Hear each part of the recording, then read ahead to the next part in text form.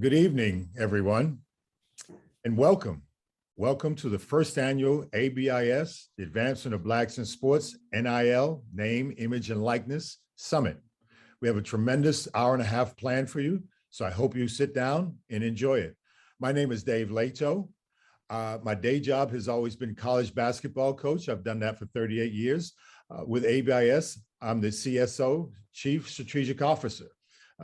With me tonight, we have a great panel that we will introduce to you when we introduce Dr. Deb Stroman. ABIS, the Advancement of Blacks in Sports, was created after the murder of George Floyd, so that we could, in the sports industry, create change. We've been together for a little over a year, and we've created some dynamic programs that have really amounted to some tremendous movement within the sports world.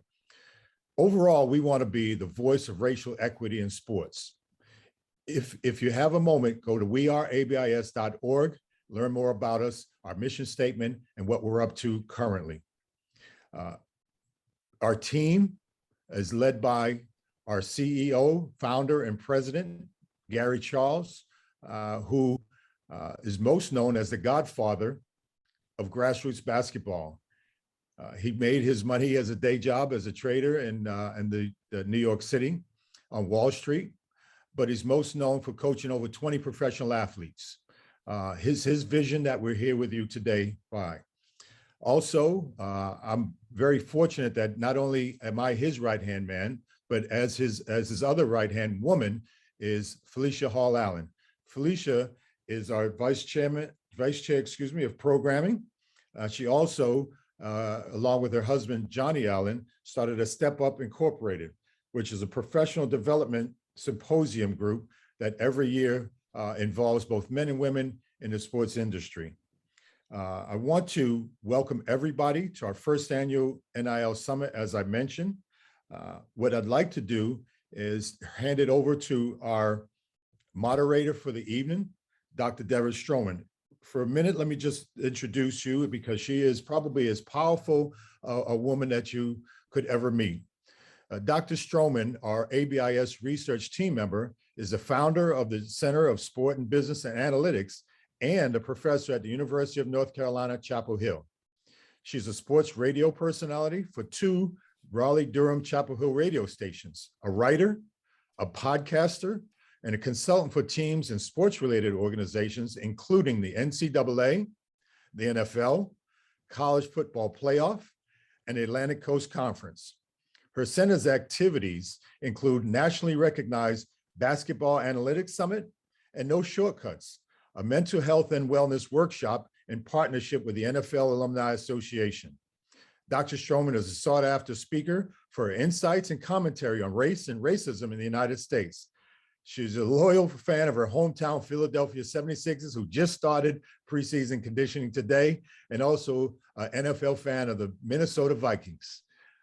I bring to you our moderator for this evening, Dr. Debbie Stroman. Thank you so much, Dave. I have great respect for you and your legacy and leadership. But I'm not going to let you get away so fast. You must tell our audience about our big wins this past year. How about if you share a few of those? Absolutely, and I apologize for leaving that out. It's big. So in our years of existence, we had many, many wins. I'm going to highlight just a couple of them for you. First, our financial literacy program. We were very, very fortunate to team with JP Morgan Chase, and then provided a tremendous financial windfall for us to start at St. John's University and Hofstra University this fall. So we'll be having financial literacy programs for all student athletes there at both universities. Secondly, we were able in a very short period of time to put together our first annual golf outing on Long Island, New York. Out of that became a scholarship program. We were able to award 2 $10,000 scholarships for 2 aspiring students to go to HBCU universities. And 3, and most proud for me, is we created an NCAA watch list. In the sport of men's and women's basketball, as we all know, hiring practices have been, for minorities, something that we've always wanted to work on. Since our watch list was enacted, we are well over 50% in both men's and women's basketball this year in our hiring cycle. That, my friends, is progress. And we did all of those 3 and more in the year that we've been in existence. So thank you for that moment, Dr. Deming. I'll turn it back over to you. Thank you. Thank you so much. And when you have that type of success, that type of momentum, it's really easy to get some superstars to join you in a virtual summit. And tonight we're going to talk about name, image, and likeness. I'd like to start off by introducing this wonderful, wonderful panel. First off, Dr. Lori Martin. She is our ABIS research leader. She's the faculty athletics representative, professor, and director of graduate studies in the Department of Sociology at Louisiana State University. She's also one of 3 core faculty in the African and African American Studies Department at LSU. She's published 16 books and had numerous other scholarly works. Her most recent publications include America in Denial, How Race-Fair Policies Reinforce Racial Inequality in America. That was published this past summer. And Big Box Schools, White Sports, Black Sports. Dr. Martin was also named the Eric and Leah Sternberg Honors Professor, which is the highest award conferred to faculty by the Ogden Honors College at LSU. Welcome, Lori. Next up, Dr. Ellen Starosky. A member of ABIS, she's a professor in sports media in the Roy H. Park School of Communications at Ithaca College. She's internationally recognized as an expert on social justice issues in sport, which include gender equity and Title IX, college athletes' rights and the exploitation of college athletes, the faculty role in reforming college sport, representation of women in sport media, and the misappropriation of American Indian imagery in sport. She's co-author of the book, College Athletes for Hire, The Evolution and Legacy of NCAA Amateur Myth, and editor and author of Women in Sport, A Continuing Journey from Liberation to Celebration. Her 2020 economic study with the College Players Association drew lots of attention across the college sports world, as it concluded that from 2017 to 2020 alone, $10 billion has been funneled to coaches and administrators when that money could be shared by football and men's basketball players. Welcome, Ellen. Glenn Wright. Mr. Wright, he's an ABIS officer. He's a certified public accountant. He founded Worth Advisors to serve the complex financial needs of his clients by providing a single, comprehensive source for financial planning and investment management. For more than 16 years, he's been assisting high net worth individuals, retirees from Fortune 500 companies, business owners, coaches, and professional athletes with protecting their assets and their estates. In particular, Mr. Wright created Coach Net Worth, a financial planning platform specifically for college basketball coaches. It's quite obvious that with his expertise and network that he would pay close attention to the financial spiderweb that is developed with the NIL legislation and discussions. His insight is helpful to everyone interested in long-term planning and success with money and asset accumulation. Welcome, Glenn. Mr. Parrow, David Parrow. He's a brand and partnership marketing executive. He's a recognized marketing leader with a reputation for creating innovative partnership programs that deliver results. Mr. Parrow has worked with many of the world's top brands, including Staples and Hershey's, crafting lasting relationships while creating influential campaigns. Life before his own company, Deep Alliance, Mr. Parrow oversaw sports alliances at McDonald's Corporation, where he overhauled the company's motorsports programs, transforming the quick service restaurant giant into one of the most well-respected and imitated sponsors in racing. As director of all USA alliances, Parrow was involved in every aspect of the company's sponsorship portfolio, including the NFL, the NBA, Olympics, and World Cup. Welcome, Dave, and all panelists. Wow, such an amazing panel there. I definitely did not give respect to their deep, deep background and expertise, but I'm a big believer when you have a summit, when you have a gathering, you want to hear from the speakers. So I want to start off by reviewing what is NIL. In June of this year, the NCAA ruled to allow all incoming and current student athletes the opportunity to benefit from their name, image, and likeness. With the NIL interim policy, schools and conferences may choose to adopt their own policies. And so I'm going to ask our right arm tonight, Aisha, to go ahead and post in the chat box more details on what the NIL provides. But I want to start off by asking all the panelists their current take or description of NIL for the college sports landscape, whether or not you think it's working well, whether or not you thought it is where you thought it would be, or as the young people say, is it a hot mess? And so let's open up with Dr. Martin. What's your take on NIL right now? Well, thank you very much for the question, and thank you for the opportunity to be part of this conversation. And I'll just say that I really think it's too early to give it a grade or to really even try to assess where we are. As you mentioned, this Supreme Court decision only came down in June. Here in Louisiana, where I am, is a bill was just passed in July of this year, and a related policy created to inform how athletic departments in our state should go forward. So I just want to throw that out there, that we don't really know how it's going because it is so new. But I do appreciate that some athletic departments are being intentional about educating college athletes about their rights and about the do's and don'ts so that they can protect their eligibility.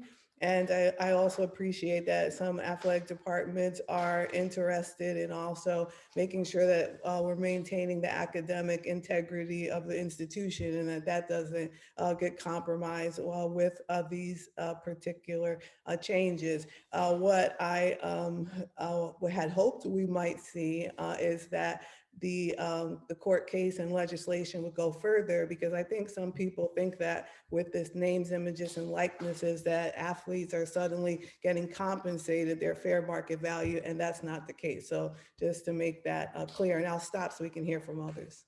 Thank you. Dr. Starosky, what's your take? It's such an interesting time to be having this conversation. And first of all, I just want to thank ABIS for the opportunity to participate tonight and to learn from everybody who's on this panel.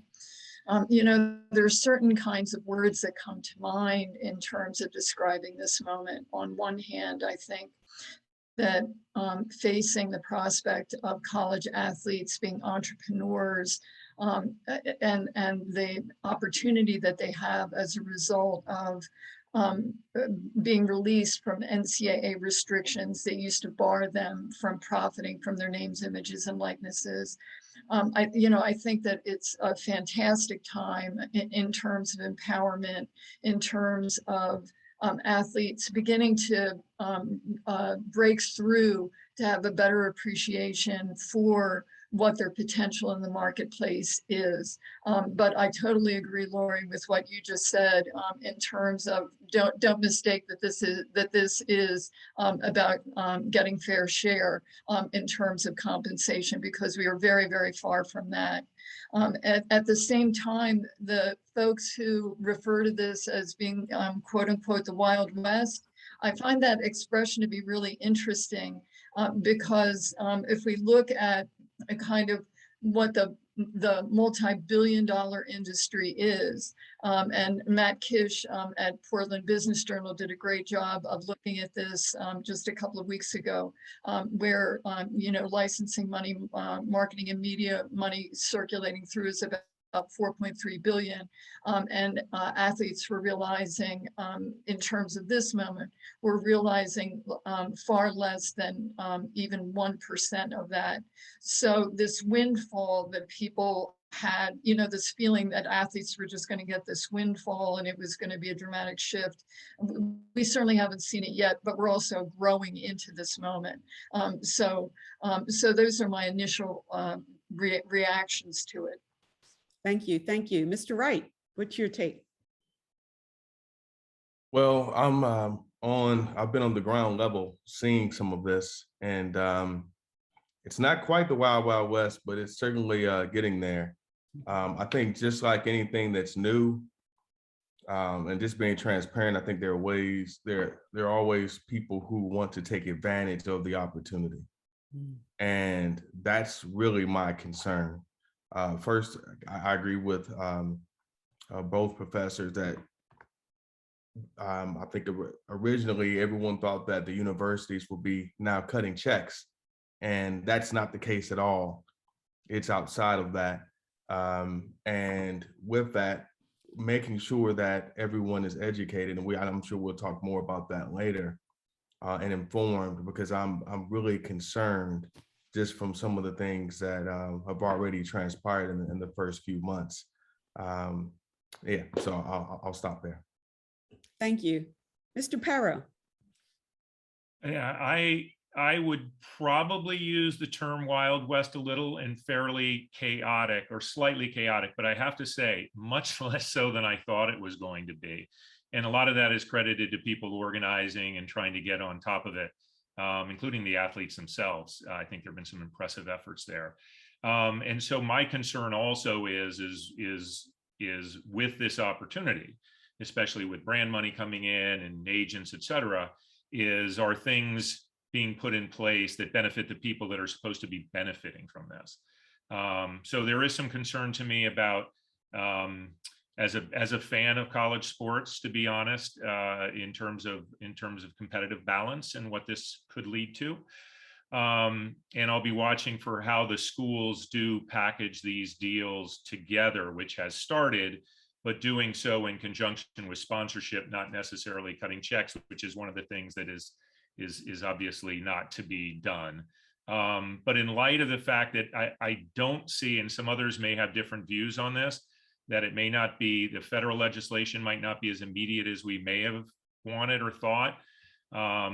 You know, I'm happy to see some states really stepping up, some schools trying to do the right thing, and some athletes trying to coordinate. But listen, all of this, you know, obviously this was time, and we are in this amazing time for athletes to be able to finally get some of the benefit from their name, image, and likeness. But it's going to take a lot of people and organization, and I think positive work to make sure that it's done in as equitable a way as it possibly can. Thank you. I'd love to build off of that. Ellen, you've been in this space of working and analyzing the, we'll just say the imbalance. Some people would say exploitation of what's happening in NCAA. So when you look at this, because there was a lot of excitement, right? Nothing like this would ever happen. Then all of a sudden, it seemed like overnight, the administrators, the power that the power that is voted yes. So provide that perspective as in, how did this happen and why? Like, what do you see happening in the landscape for them to go ahead and make this decision to move it forward? Well, you know, I think that the college sports system has built its industry on the suppression of player value. And given the two largest economic drivers being football and men's basketball, the racial dynamics of that in terms of high percentages of men of color who are the laborers in this industry. You know, we do have what I would consider to be an exploitative system, and a system that has built its industry on denying fair compensation for that labor. And so I think that there are several things that are happening that bring us to this moment. I think that the NCAA has been unable to outrun its history. You know, I think its happy narrative has disintegrated in the age of social media and increasing scrutiny. I also think that in a global economic marketplace that any sort of quaint conception that this is a mom and pop business, you know, the way that it was thought of in the 1950s, you know, we are so far away from that now. And so there shouldn't be a lament that there would be so many court cases You know, if we go back to Jeremy Bloom and Jason White and O'Bannon and Shawnee Alston and, you know, so many other players along the way, you know, all of those efforts have contributed to where we're at right now. And then we've got, along with that is also the gender dynamic as well, which has also been a major consideration. And so effectively, we have a system that has been exploitative and also, you know, inequitable across various groups. And all of these things I think are up for discussion right now. Yeah, thank you. And Glenn, I think you hinted at that when you said you're on the ground and some concerns that you have. Would you like to expound on that? Oh, certainly. So now it's day one and some company is contacting you and you're 18 years old about, for one, let's start from it. Well, let's go back. You're 16 years old and you're being contacted by an agency or a marketing firm that wants to represent you in the future. And now, you know, they're able to work with you now and start the process earlier. There's certainly some danger there in that. Number two, now let's say you are a collegiate student and now you have an opportunity. One of the things I've seen, it's what's your number? What's the number that makes sense? So you have people taking advantage of you. You have firms that are typically agent compensation. Agency may be anywhere from 5 to typically as high as 20%. I've seen people go a lot higher than that to try to get more for someone who doesn't know any better. So education, and then you have to file tax returns. Now, you know, it's a different deal. So, and then how do you do that? Who do you go to?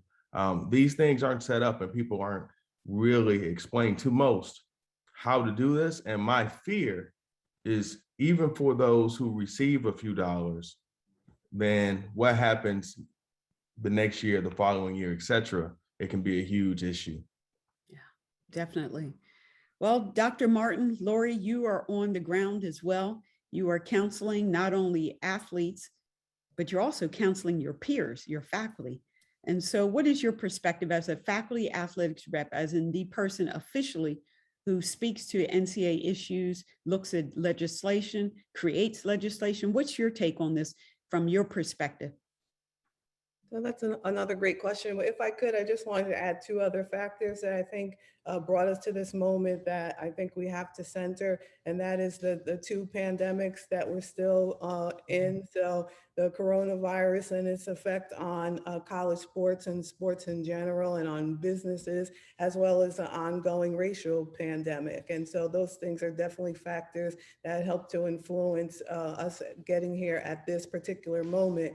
And I'll also share that, you know, back in 2017, I wrote a book called Pay to Play, where I explored these very issues. And in talking to people, they were much more in favor of compensating college athletes for their names, images, and likenesses than they were for paying them a fair market value. And so, I mean, there was evidence of that a few years ago. And again, I think that being in the dual pandemics also got us to where we are. And the fact that, you know, some people are not going to do things because it's the right thing to do, but because they're forced to do it. So pressure from various states and from Congress is important as well.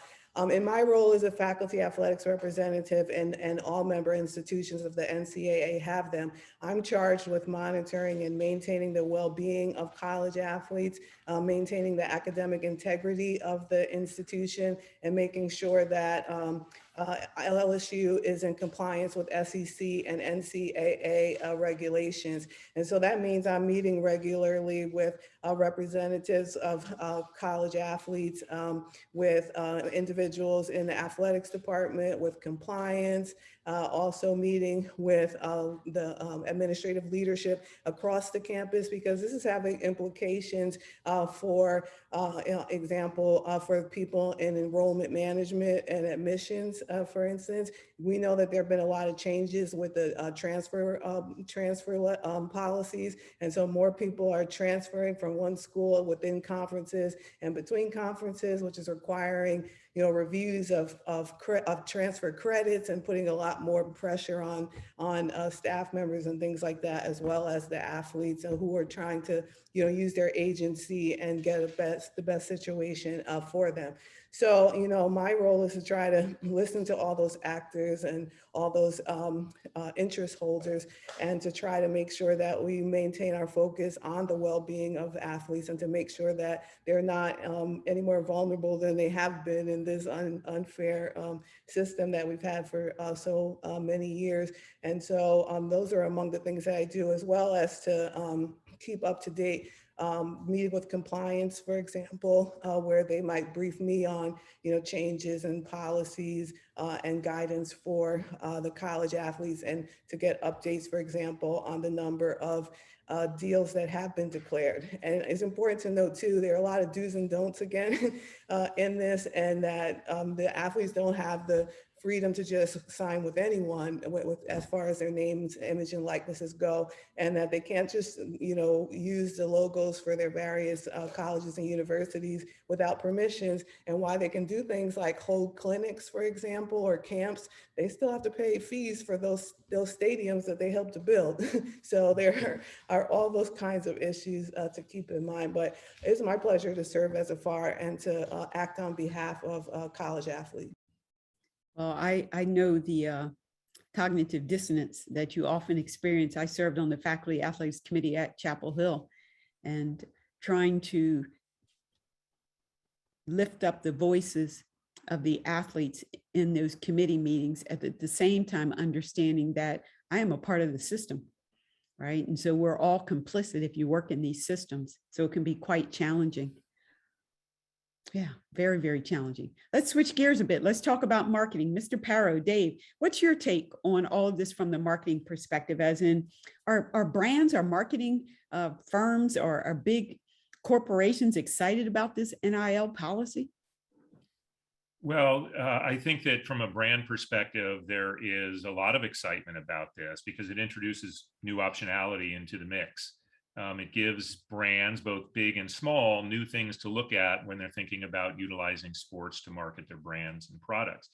It also allows for a lot more targeting on a local basis. One of the things that I've talked to brands over the years that college athletics is possibly the ultimate targeted marketing vehicle, both from a geographic standpoint and then just from a psychographic standpoint as well. So I do think it opens up opportunities, and it opens up opportunities not just for the big brands, some of whom tend to do things in a more conservative basis, in that they sit back, find out where the market's going, make sure that they're learning things through their support system and agency system.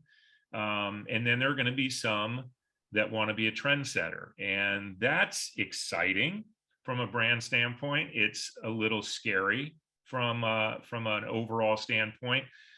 We have seen some pretty interesting things. I think some of the deals where people have gone after an entire team and made an offer, and it's been something that the team does in unison. Those seem to me fairly safe, fairly balanced, and things that I think will be markers for us to look at to see if they grow. And then there are going to be the deals that stand out. I think going back to some of this points, though, that will be interesting, and this is where some of the brands may take a step back and look, is are the schools utilizing this? And we all, I think, might have heard that Alabama coach mention his quarterback and the deal and him making so much money. And we don't know if that's true. I honestly don't believe that's the number, but I think it was used from a marketing standpoint for the school. So those are the things that start worrying me a little about, kind of the brands becoming too much of the focus in terms of the dollar amount versus just trying to create a relationship with the young athlete, and tell a story around that athlete and give that athlete a chance to tell his story. So what I will be advising clients on that are looking this is to make sure that the athletes are not simply doing it for the money, as important as that money is, but that they understand that there's more to get out of it from that in terms of their connections that they are able to make, as well as being able to tell their true story. And something I've always advised, athletes on that is don't do deals that don't fit in with your true self. And as tempting as dollars can be, make sure that you're able to work with the brand to be something that's positive and reflective of what you are as an individual. So listen, overall, I think it's a really exciting time. I think we're going to spawn a lot of new agencies, both on the rep side as well as the brand service side. And it is exciting to be navigating that stuff, and a lot of people trying to become experts very quickly. Well, you make me think about the whole process of recruitment. I think we all know how that operates. When you're an athlete, how do you recruit? As in, how do you make a selection on which brand? Like, are there people, would you be in favor of people being hired in athletic departments who are marketing experts and teach them? On the other side of that, it's another gatekeeping process, right? As in, it's another way to keep an athlete away from making their own selection what their family would want, as in the athletic department is going to control that process. Yeah. What's your take on the process? I honestly would prefer to see it outside of the athletic department, which sounds a little odd. I would actually rather see it in the business department and the marketing department, because there is no shortage at universities across the country of people that are interested in this field of endorsement and sponsorship and sports business overall. And that way there could be a little distance between those two things and a little more objectivity. It's still a little tight and close to things with it being with the school. But listen, this is the challenge of this, is that we want people to get all the advice that they can and be availed to all the advice that they can from the NCAA, from the conferences, from the individual schools, from other community organizations. But we want to try to make sure that none of those have their own agendas that are tied back to the programs. And that's not easy. So there's going to be a certain degree of trust. And I think there's going to be some learning that comes from all of those different places. And listen, I always thought the NCAA could have avoided some of this had they addressed things a long time ago, the challenges, but I think it's important to kind of lay down an understanding of that there is a statement that these athletes name, image, likeness has value, and there's market value to it, and put certain parameters around it. But make sure that the athletes have the availability to secure some degree of support and education on this. And listen, there are going to be mistakes made. There are going to be mistakes made by brand. There's going to be mistakes made by agents, and there's going to be mistakes made by athletes.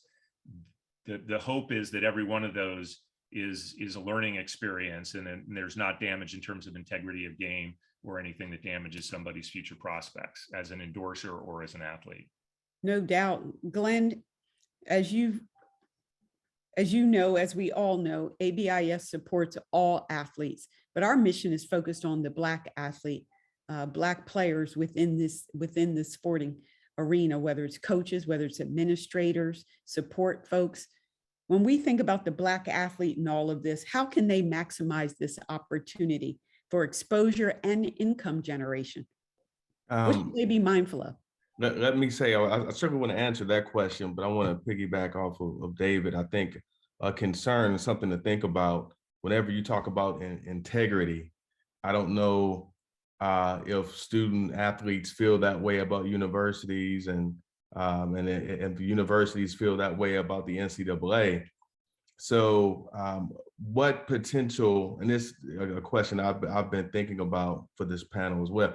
And Dr. Dad, I'm certainly not trying to take your job by any means, but I am thinking, what potential conflicts of interest do you have as a student athlete walking into a university?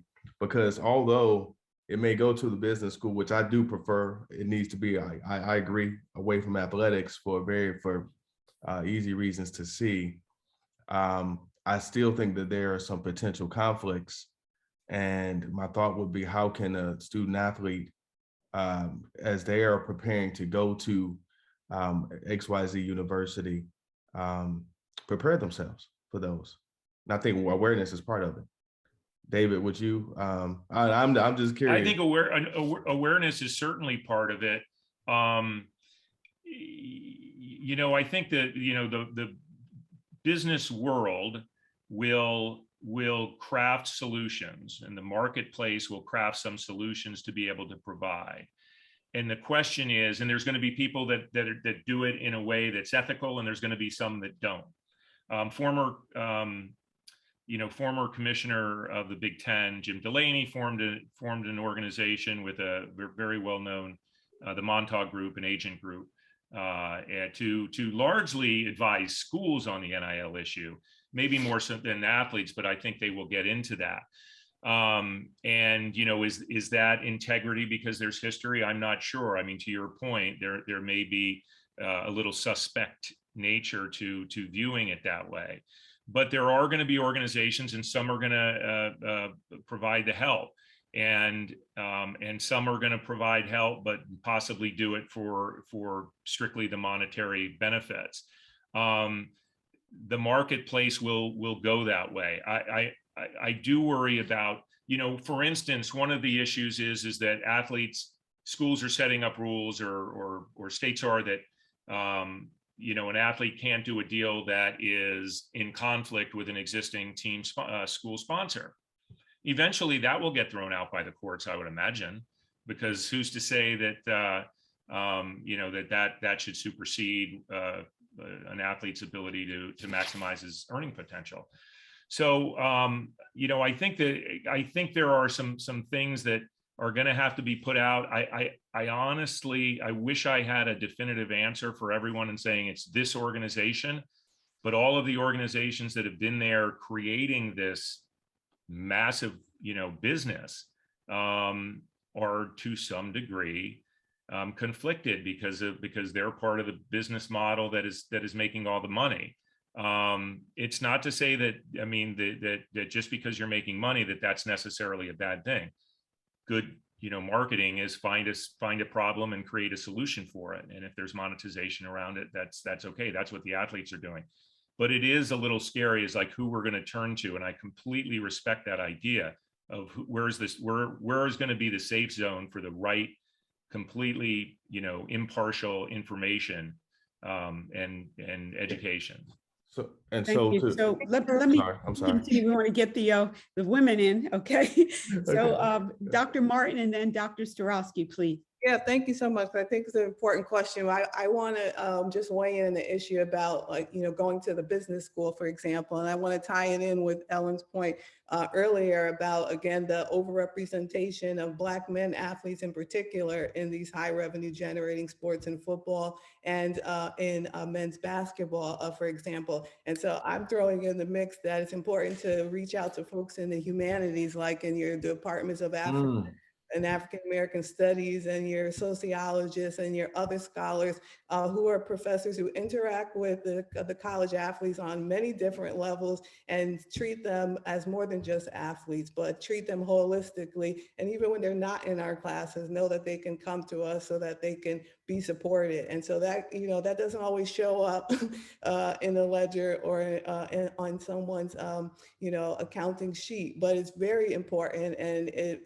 provides the college athletes with the support that they need, not only when they're on campus, but in their life beyond that as well. And again, and it's going to be interesting too to see going forward, as we've seen with racial and gender differences and things like the value of trading cards, or about like admissions to halls of fame and things like that. It's going to be very interesting to see how the objectification of women, for example, will play into this, and how some female athletes will benefit, not because of their performance or success in the sport, but for other reasons, and the role that race will play as well. And so there's so much to watch and pay attention to that I think that, and no disrespect to my colleagues in business, are going to miss, because they're not the kinds of questions that they ask or attempt to answer.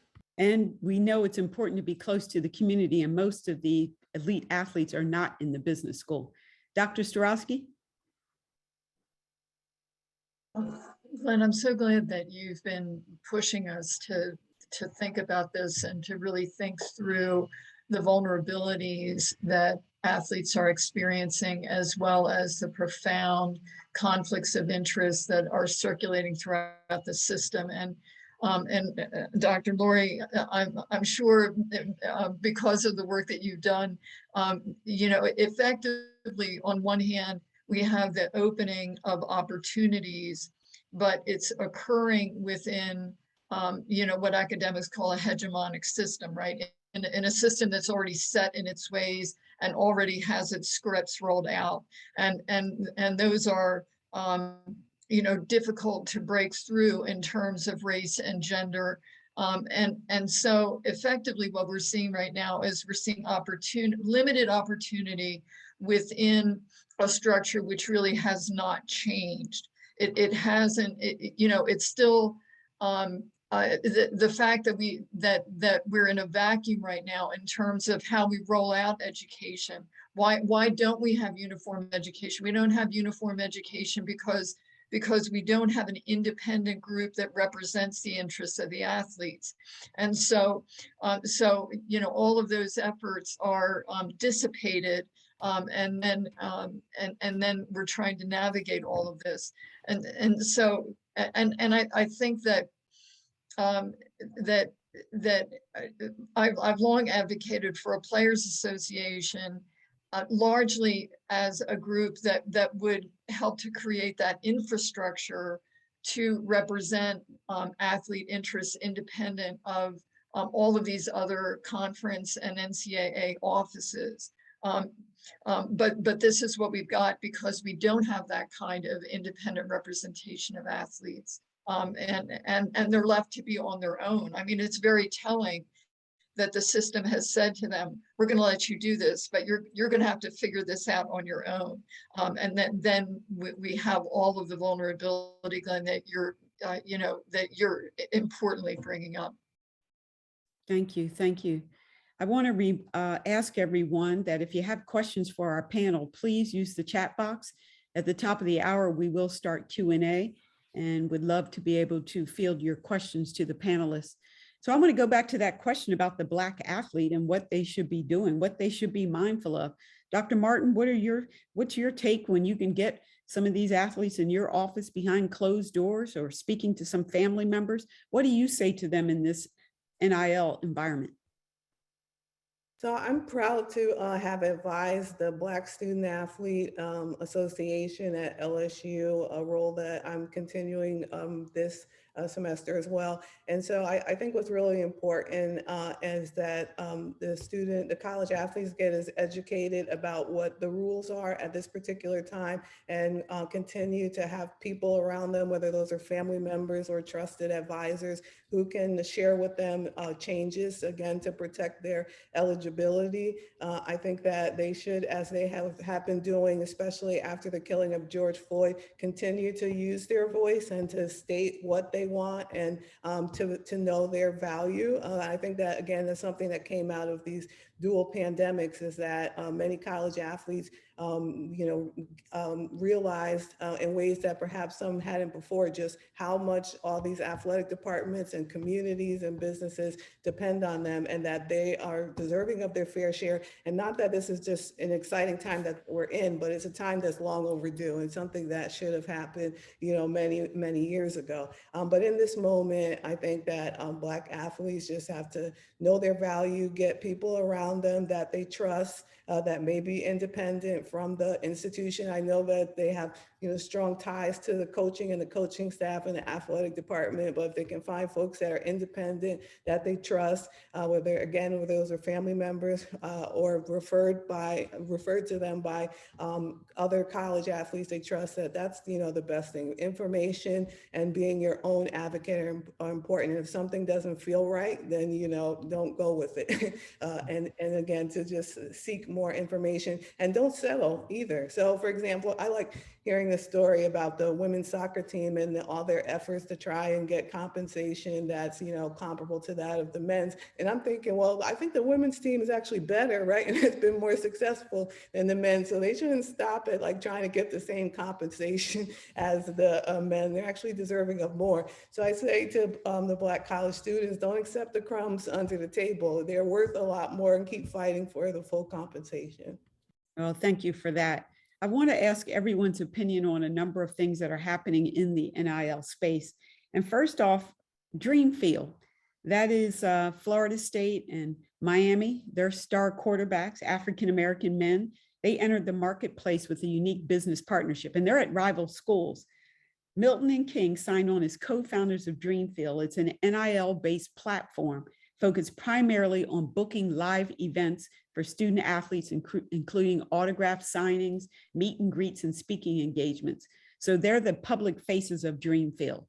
What are your thoughts on young men coming together, rival schools? This is about business.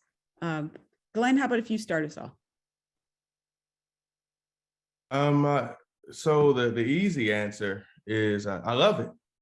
I love how people are coming together. I love that the fact that they are taking the bull by the horn, so to speak, to build platforms. And this is one of several that have been created.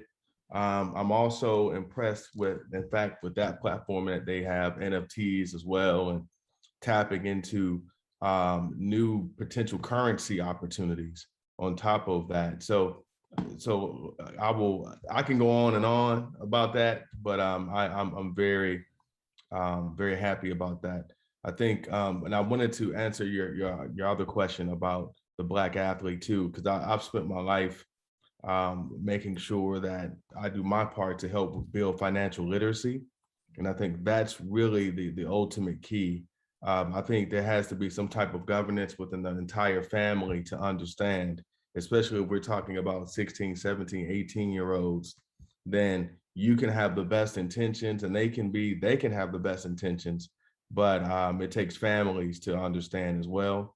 And so and in certain cases, I've found that there is the thought process that the family would automatically be financially literate, almost like a level of entitlement, and that's not the case. So I think that's something that ABIS certainly is working to change, and I think that's important that we really do that in a real way, and not just have some course or someone to come and speak and go away, but really be intentional about financial literacy, because that's going to be how this will even evolve even more. Thank you. Thank you. Let's move on to breaking news today. Not sure if you saw this news, but Colorado's state law does not specifically prohibit working with brands in any specific categories, including the gambling industry. So a company called Maxim Bet is able to offer NIL contracts to every female student athlete in Colorado over the age of 21, regardless of whether or not they play D1, D2, or D3. And so you've got policies at Colorado State that say they have no restrictions on particular categories. So I'll start off with Dr. Starosky, and then Dave, would love you to speak on that.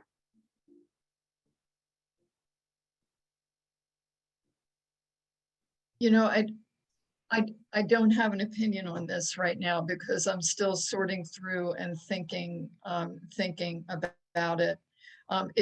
The whole landscape in terms of sport and its relationship with gambling and how it's evolving and changing. You know, when I was growing up, gambling was actually a sin. You know, in Catholic school, gambling was a sin. What I see unfolding, in sport management programs and in business schools with, gambling curriculum, there's been such a dramatic shift with all of this. And with our students and athletes coming up through this system, I think they relate to it in a very different way. And of course, isn't it smart that the gambling industry has identified female athletes to support right across all three divisions? So they understand something about demographic, right? So I'm just not sure exactly where I stand. So I'll just leave it at that for the time being. Panelists, please help me out to get to the right answer. Yeah, I don't know if there is a right one. I mean, this is really new news, as Debbie pointed out. And it's got the potential to be one of those groundbreaking type of deals. Sports betting as it relates to college sports has always been a controversial issue, and one that certainly the NCAA has been very, very leery of. But the schools, obviously all the pro sports teams now are taking major sponsorships from multiple betting partners, and college sports are starting to do that as well. So all of these former, what would be referred to as vice categories, alcohol, gambling, now obviously marijuana fits into that as well as it becomes more legal on the state level. This one is interesting. I will be honest, I tend to like innovation when I see sponsorship. My hat's off to them for thinking of it, broadening the base, getting a kind of buzz that they would get by offering this program to women, tying in with the Maxim brand concept. But I'm a little leery, and I'm not sure if Colorado just missed that or didn't want to take it on and figured that it was where things are going. We legalized it, so why would it be off the table? I really don't know, but I would give them an A for innovation. But I have a great deal of, I don't want to say necessarily skepticism, but I am leery about what gambling, when it comes to deals with schools and then on the NIL side, what it could mean. Listen, this deal that they're offering, it's not like it's earth shattering. It's significant, but it's not earth shattering. It's $500 to every athlete that wants to do, and then they get merch and invitations to parties and so forth. Not insignificant, but not a single deal. And we'll see how many people sign up for it. That's one of the interesting thing about these group deals. But these are the ones that we really need to keep an eye on to see how they're kind of moving the conversation. Dr. Martin, any thoughts on this Maxim bet? So I'm just reminded with all of these deals, just the billions of dollars that have been going around to everyone but the college athletes. And so I'm just really happy for them that they're starting to get a little sliver of this pie, not a slice, and maybe a little bit more than crumbs, but I'm really happy for the athletes that is happening at this moment. And I'm also reminded of a concept that William Roden talked about in his book of $40 million slaves, where he talked about the jockey syndrome. And essentially he describes a situation where you have, there's this perception that Black people are making a whole lot of progress, especially in sports like cycling and horse racing, where Black people, were the major stars. And then suddenly the rules change and we disappear from those sports. And so I think it's going to be interesting to watch how the rules change as some people get innovative, as Glenn mentioned, and start, having new partnerships, as David indicated. And then some people start being a little bit too successful, or some people get upset about, perceived Black progress and the white backlash that always follows historically. So as a scholar who studies race and sports beyond my role as faculty athletics representative, is going to be interesting to watch history repeat itself. Glenn, how about if you share your thoughts on Blue Delta jeans? Ole Miss, University of Mississippi, their football players have an interesting offer where players must post at least one social media post per month from this month, September, all the way to next year, January 2022. And if players accept this offer, each player will receive a custom pair of jeans, which they'll be able to design. So maybe that's tapping into culture and art, with a retail value of $450. So again, I like the thought process. I think it's, again, this is also early, but I think it goes to a broader point. In order for, and this is for all athletes, Black athletes included, especially ones in the power sports, but it could really work for anyone. Social media is the way to go. Just like any other form of advertising, if you have high social media numbers, now you can dictate certain marketing deals. So I think looking at it from reverse for the student athlete makes sense. Okay, they can afford to do this for me because of what I'm doing on social media. what else do I need to do to help really build my brand? We're building that brand. I understand that. How do I build mine? And I think taking that mindset, so when I thought about that one in particular, I'm thinking about making sure part of your advisory team will be, of course, I believe in certified financial planners and certified public accountants and so forth. But on the marketing side, I think it's important to have someone that really understands that area. And some athletes understand on their own, but many may need some assistance there. And now you're developing a brand. Now you're developing, now you're bringing in more revenue. It's as simple as that. And I will say I've seen this done firsthand, where it can be a dramatic difference by having a few 100,000 more followers. Yeah, absolutely. So, Dr. Strowski, this makes me again think about the gender issue in terms of the exploitation. We've got professional sports teams that are jumping in. So first off, I want to mention the National Hockey League, the Florida Panthers.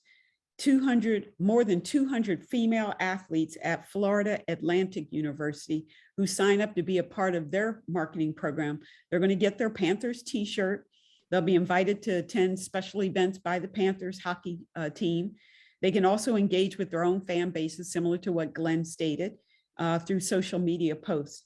And then they can earn money by promoting Panthers merchandise and tickets through affiliate links. Any exploitation there with hockey, NHL, and women athletes? This is a really mixed bag, I think. On one hand, as a sports nation, we've changed so dramatically in terms of women and fandom, right? Mm-hmm. And so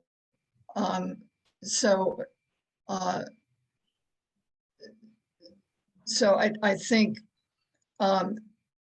that to recognize that females can promote sports as well as men can promote sports. I think that basic premise, the more women that we have just engaged in sport legitimately, is a good thing. At the same time, we would be naive to think that there isn't an element of sexism that's also operating in terms of some of these relationships. And so and I think this is always the double-edged sword in terms of women operating in the industry, do we go along with the sexism in order to have access to the system? Do we have enough power to be able to challenge it? So I think we need to be conscious of all of those dynamics that are circulating through these agreements. Yeah, it's complicated terrain for sure. Absolutely. I'm thinking about how many Black female athletes would want to be a part of that one. But, Glenn mentioned the importance of social media. That is, one of your biggest assets as a college athlete. But also, let's be real, it's attractiveness. And so I want to speak to Major League Baseball's Atlanta Braves. They did a different approach in terms of how they were going to jump into NIL. And on July 7th, as in the first week when the NIL was passed, the Braves took to Instagram and invited student athletes to participate in their contest, as in applied to be a part of their partnership. And in the post, they laid out 3 prerequisites in terms of being considered. First is you have to be a Braves fan. The second is they need to be a student athlete in Braves country. So, that's a wide span, but they went from Mississippi to North Carolina, and they needed to be active on social media. More than 500 student athletes applied, and they landed on two not only very good athletes, but very, very attractive, like models type attractiveness. University of Georgia gymnast Rachel Bauman and Georgia Tech quarterback Jordan Yates. And so social media have to be attractive. You get the slot. So how many athletes will be excluded when we talk about, that type of selectivity? Right. Dave, how about if you jump in first? Yeah, it's a great question and a tough one. Social media, this is the classic, all the positive, because it enables people to have something that is marketable for brands that they want to associate with it, and they're doing it already. So that's the great part. But the other part is this kind of crazy world, and we've all seen the reporting that came out about Instagram lately in terms of youth and what that particular platform has done negatively. I think this is why I tend to be a fan of some of these more group ones that at least make it available to a lot of people, and things are doled out. At the same time, not every athlete gets the same salary, when they make it to the pro level. My hope is certainly that brands are being as broad as they can be in terms of the parameters. I think your point is very fair, Debbie, that the people that were judging what the final was, they may have put that into a factor. And anytime there's going to be only so many people involved in getting those deals, that's going to possibly be a case. Back to the point Dr. Martin said before, I think there is some validity. There's opportunities to create, here. So for the most part, that's still good. But I'm going to go back to something Glenn was talking about before, and this relates back to the Dreamfield concept.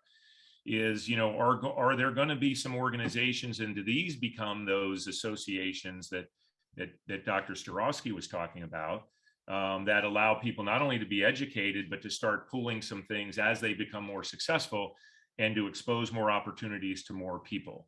But I will give the Braves to some degree credit for putting it out there and having people participate, and they're not having to do all that much things that will take away from their other endeavors as an athlete and as a student, but doing things that they're probably already doing.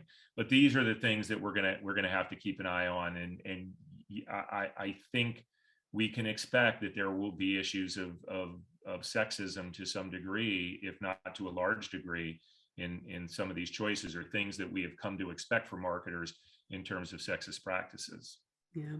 So I want to go to the professors, because when I think about so much emphasis on social media, who's teaching young people how to use social media? And I'm not talking about just go on to your Twitter and your IG and post, but to do it in a business way, as in look at the analytics. When should you post? How should you post? Because certainly we know that athletic departments, those with the resources, have programs set up where they actually monitor the student athletes' posts.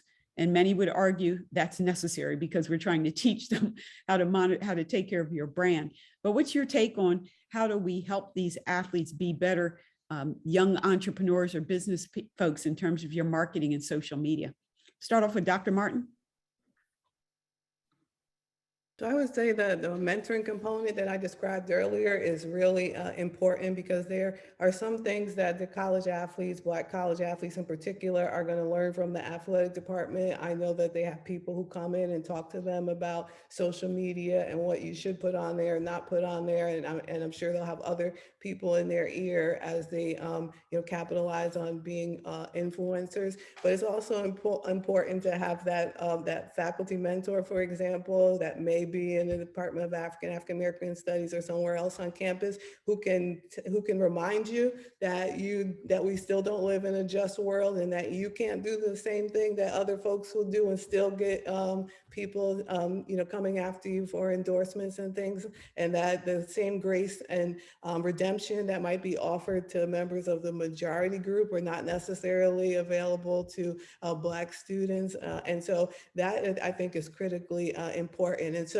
and a lot of that of what I've said doesn't, it applies to the print world as well as to social media. So just reminding, and some people might refer to this as racial socialization, as you do, Black children, Black parents having like the talk, right, with their kids about interactions with police and other folks of authority. It's a similar conversation when you're having, the talk with college athletes, Black college athletes in particular, about the things that you can't get away with and what the larger plan is. And then I think too is to focus on issues about social responsibility. How are you going to give back to the communities who have sowed so much into you, and to help in narrowing this wealth gap that, so many people have benefited from. And now at least a few more people are having access to perhaps generating that wealth. How can you then put that back in the community so that we can replicate, the number of people who are doing well financially? Yeah, thank you for lifting up the responsibility and the accountability. Dr. Strowski? I think one of the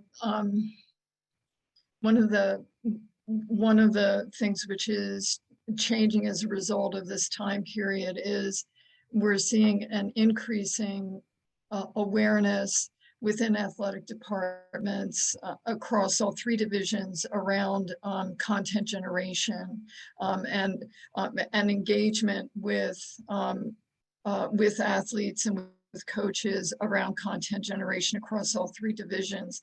At the same time, though, I think, because we have schools with vastly different forms of resources, I think there's a heavy lift in terms of really educating athletes fully about what their brand potential is on social media, and also protecting their reputations as well as they go through. One of the questions that I have for the group, though, and I've been thinking about this in terms of HBCUs.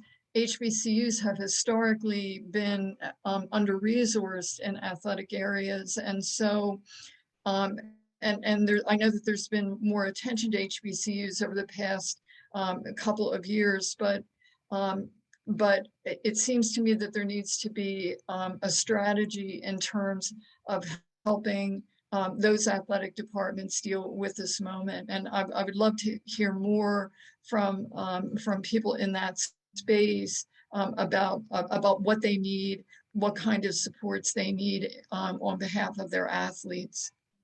That is definitely a point that we want to discuss tonight.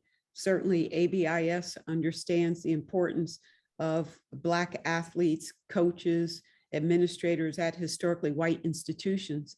But we also have a particular focus to assist the historically Black colleges and universities. We are definitely holistic in that regard, and certainly being under-resourced or not as resourced as well as some of the historically white schools, that it goes back to accountability and responsibility for those of us to give, to serve in many different ways. So let's open that question up. What are your thoughts? NIL and HBCUs, what's the trend? What's not happening? Glenn, I see you nodding your head. You want to jump in? Oh, okay.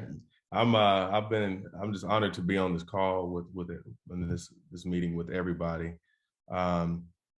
Just great thoughts. And I'll say one, first I'll answer this question.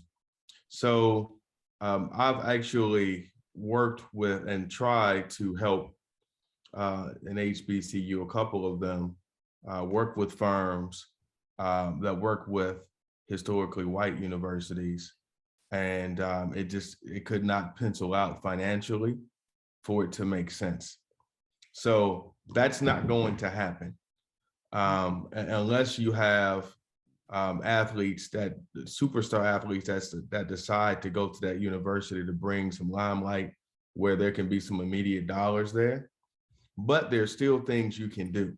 So one would be, and this is an area that's typically not tapped in the way it should be, working with your alumni base. There are people at every university that now there might not be 1,000, but there may be 1 or 2 where you can, even from an ego perspective, bring them in to help with NIL. So that's one area that Glenn, before you go to number 2, I want to make sure I'm understanding. Okay. So you're saying brands aren't interested in HBCUs, or you're talking about the education, the teaching of NIL? So what I'm referring to are marketing companies. Okay. And that are working with some of the larger universities are not interested in working with HBCUs. Now, I'm not saying that all of them. Right. Thank you. But there's been a couple of instances where that's just not the case financially. It just doesn't make sense.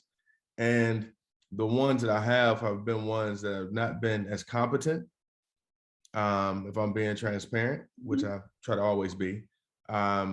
So I think there has to be an initiative internally in order to change that. And that can come from someone maybe in marketing, it can come from some other departments. And it's not to even take a start, because there's a couple of them who I've seen just haven't really done anything in this. And I'm talking to them, they're now Howard and so forth, that's different. But I'm talking to make sure, how can we ensure that all HBCUs aren't left behind? And I think working internally to change that, working with alumni, having these conversations is a good way to start. Yeah, thank you. Dave, did you want to jump in from the brand? Yeah, I think it's interesting, and it certainly is a challenge, because I mean, even drilling down to the NIL level on this without a higher degree of presence, it's tough to even think about that in you know, as you would if you were comparing it to a Power 5 school in football, say.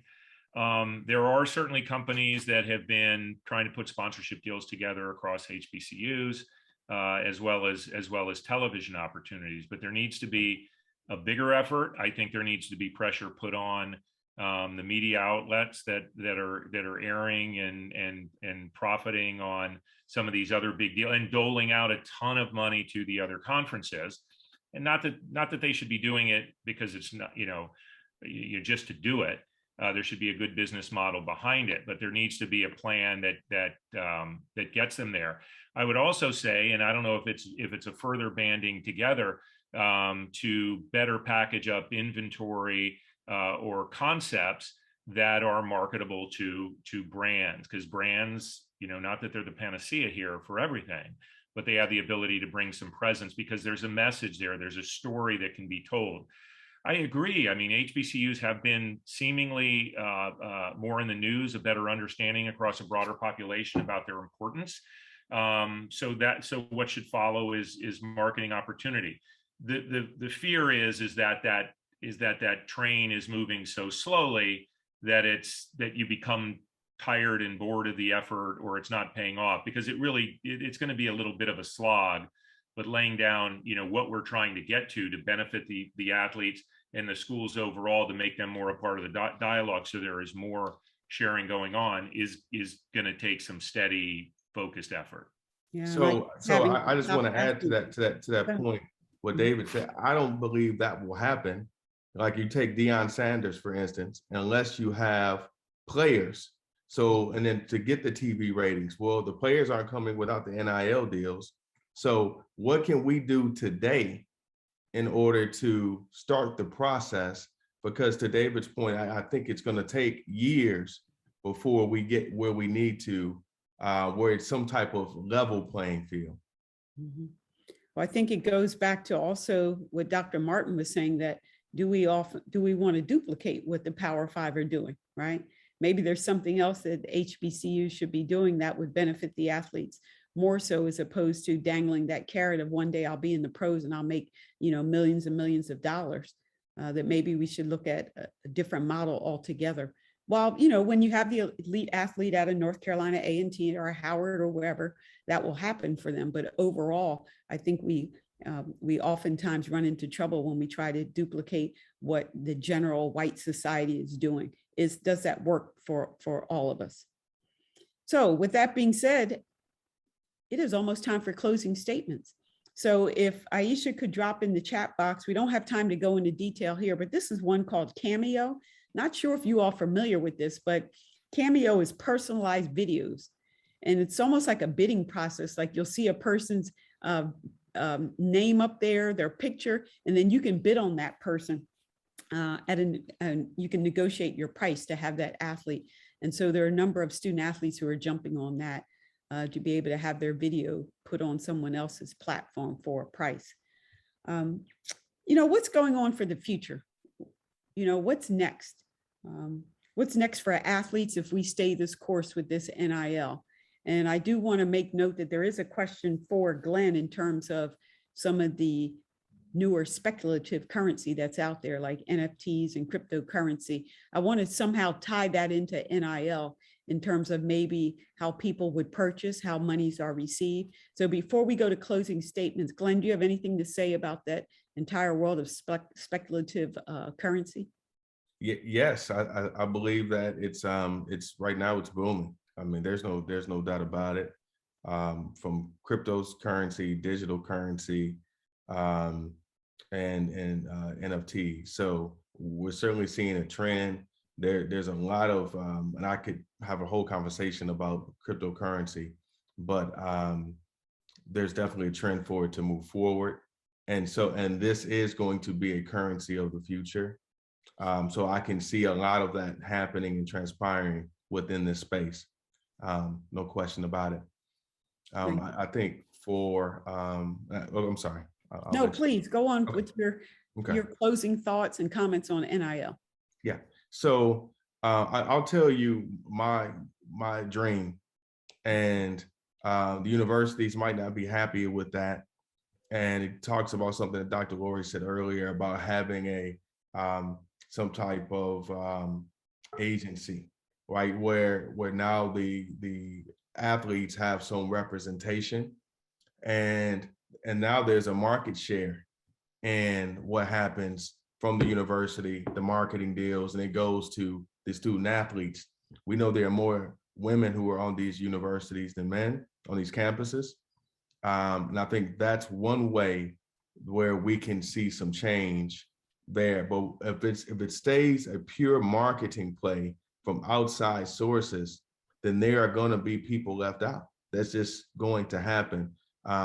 So I think taking a deeper dive, my goal, or my dream would be to see really truly more revenue share as it pertains to the entire pot and not just this small portion. Thank you. Thank you, and thank you for your perspective this evening. Dr. Starowski. You know, I don't have a crystal ball in front of me tonight, but what I would hope for the future is that we would get closer to recognizing athletes as employees, frankly. I think we need players associations. I think we need more protections. I think we need to recognize that athletes are operating in a workplace when they go out on the practice field and when they're training in the gym, and that they don't have adequate protections from a workplace safety standpoint. And one of my fears is that if things stay the way that they are now, we actually, on one hand, we're trying to get out of an exploitative system, but we're actually creating two levels of exploitation. We've creating more avenues for exploitation, and I've been very much in favor of getting to this point, but this is not enough. This is a time for shoulder to the wheel to really continue to create the infrastructure so that athletes are recognized for the labor that they provide, and with all of the protections associated with that. Yeah, thank you. And thank you so much for your long-standing analysis and perspective on these issues with the NCAA. Dave.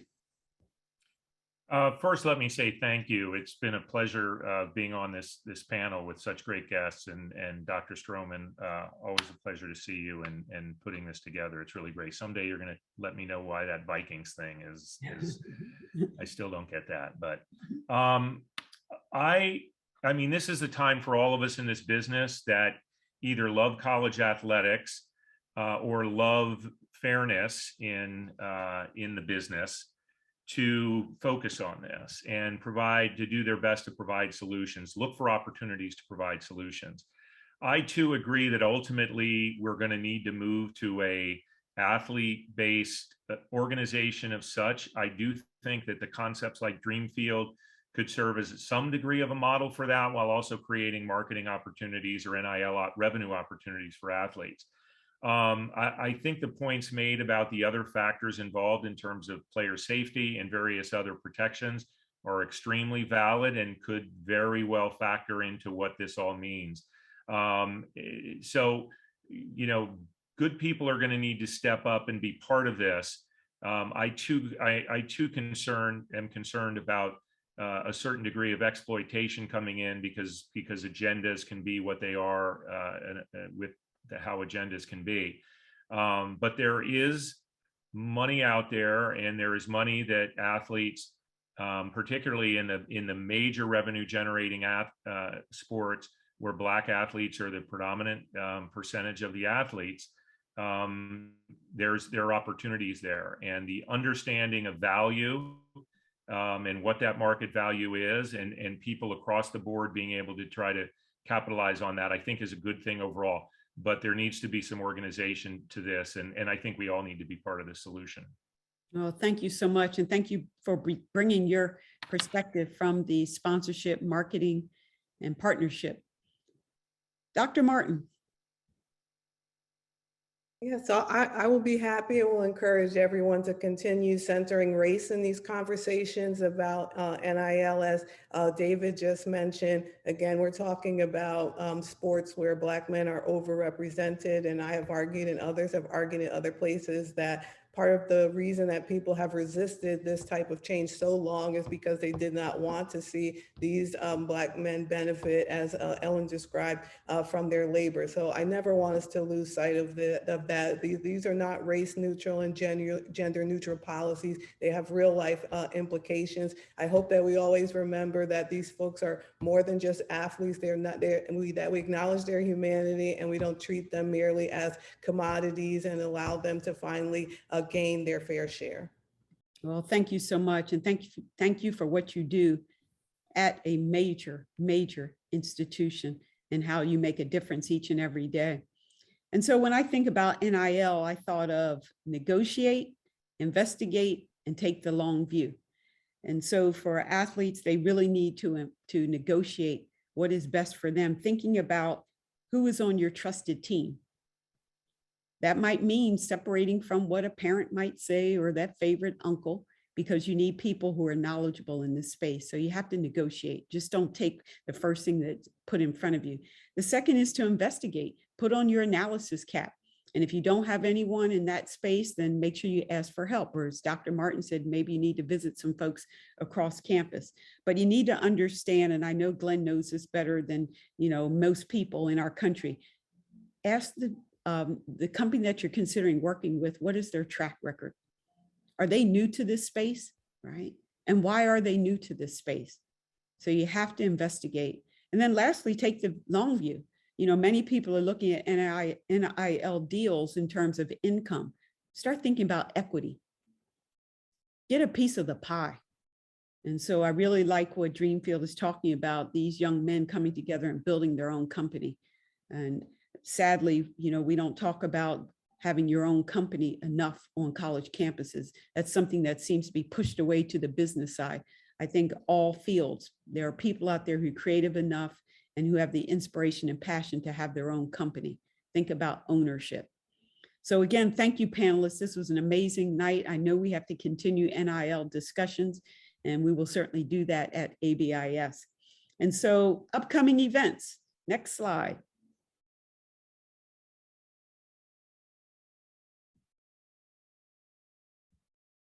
Upcoming events. Before we know it, it's going to be 2022.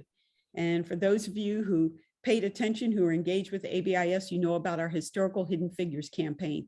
Just started as an idea, but we were able to touch the college basketball landscape, in particular women's basketball, and asking them to be involved. Now, we know that February is Black History Month, but at ABIS, we celebrate and acknowledge Black history all year round. But we do have a specific campaign that is geared towards basketball, where we're not only asking coaches to play particular games against one another, but also to wear our gear to promote the advocacy of issues around racial justice. In April, stay tuned. If you know about partying and what goes on at the Final Four, then you know you won't want to miss the ABIS Final 4-day party that we're going to have in New Orleans. And so that is going to be an amazing event. We are monitoring COVID-19 and safety precautions, but as of right now, we want to come together and have a day party. You heard it here first. Our first convention and awards weekend is scheduled in Las Vegas, May 27th and 28th. We want to acknowledge those who've gone before us, those who are doing amazing work right now. So we are actually going to have an awards weekend filled with ways that you can connect with people in the space and create and build community. And then lastly, golf outing. Round number 2. We had a wonderful golf outing, as Dave mentioned at the top of the summit today. And if we can show that golf slide, I think that would be pretty nice for people to see. But this was a great success, and it was put together in a short period of time. But that just speaks to the momentum and the interest that people have around ABIS. And you might notice that gentleman in the straw hat there. That is one of the great Black golfers, or I should say golfers at any time in our history of golf. It is Jim Thorpe, and he was there to also be a part of the ABIS engagement. And so again, we appreciate your being here tonight. We ask that you consider being a member. Visit our website, weareabs.org. We have individual and we have institutional memberships available. Please join our movement to advance Blacks in sport. And so with that being said, again, I thank you for being here. I thank our panelists, and I'm going to turn it over to our fearless leader, Gary Charles.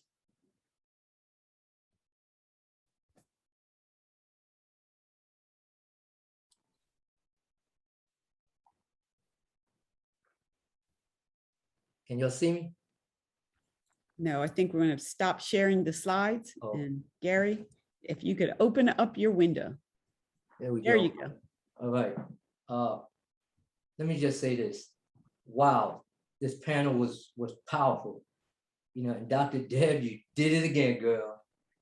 You knocked it out the box. And Dave, I appreciate you pinch hitting for Tim Nivius. You smacked a triple on this one. So a couple of baseball teams could use you right now.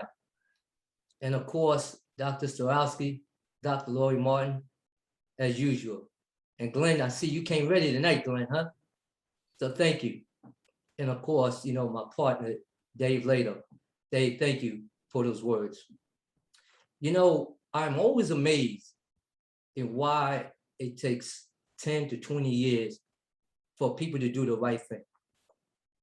I can remember when at one point they wouldn't let Blacks, you know, play baseball. Not that I was around, but obviously I know my history. I also remember when they wouldn't let us drink in the same water fountain. They wouldn't even let us go in the same swimming pool. They thought we needed to have different bathrooms. They didn't think Blacks should be in the same school as them. It's amazing. Now let's talk about sports. It wasn't that long ago when the loudest voice in the room said, we are not going to have college playoffs in football. No way. I remember that. How'd that turn out? Recently, the head coach of Clemson football, Dabo Swinney, said, if NIL comes, I'm quitting. So this past weekend, I decided to watch his game against North Carolina State. And I kept waiting for him to walk off the field and quit. He never did. Now, then he said, well, that's not what I said. What I was saying is that it needs to be tied into education. And I was sitting there thinking, wow, I know a lot of coaches who have gotten raised for winning a lot of games.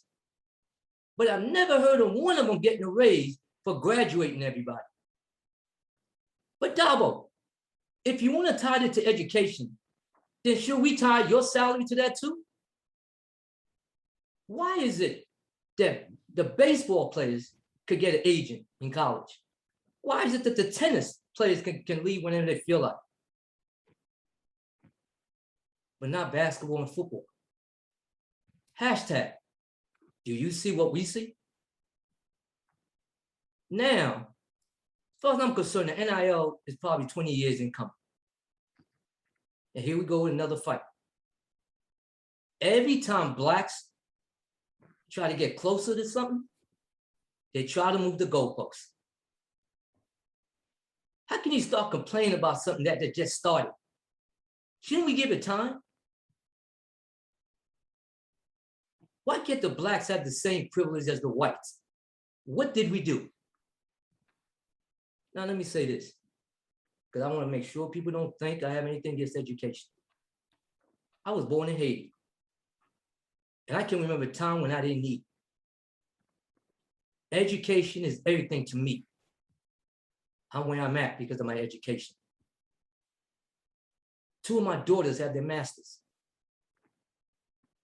But I'm also a man who believes if you have an opportunity to make money, you should be able to make it.